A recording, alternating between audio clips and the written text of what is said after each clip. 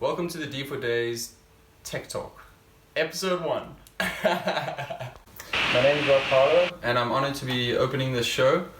Taking this first episode, we're going to be taking a look at the D FOR DAES logo and a light that we've made. We had a very nice brief, and so we looked at trying to bring the depth of the logo to life with adding various layers as well as the contrasting colors.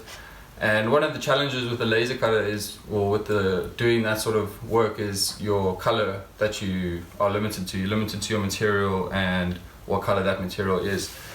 And so we sort of ignored that and we pushed through. We made the depths and the border layers for the sign.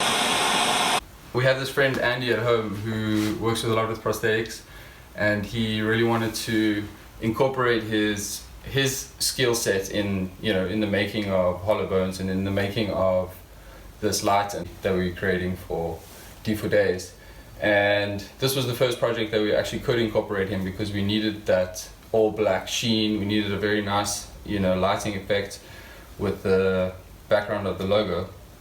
And so we ended up, the next thing we knew, we were at the dining room table pouring these crazy chemicals together with this black pigment in order to get the perfect pour over the top of the D FOR DAES logo for that long sheen effect. And everyone was super stoked, and the whole house was gathered around watching what was going down at this table.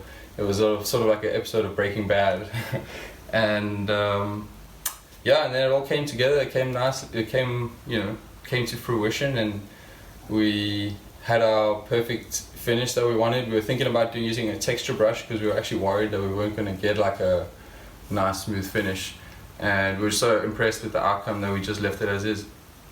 And then we just from there we moved on to getting the light fitting, and coincidentally the fitting we had in mind was the perfect depth and everything for the sign.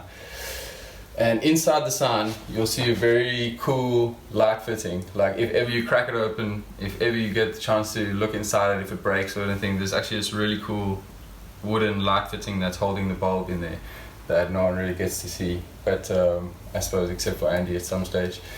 And so that was Andy was a huge help in the making of the F16. Andy was a huge help in the making of the process, and I think everyone's very happy with the outcome. I'm very stoked about it. It really came out nicely.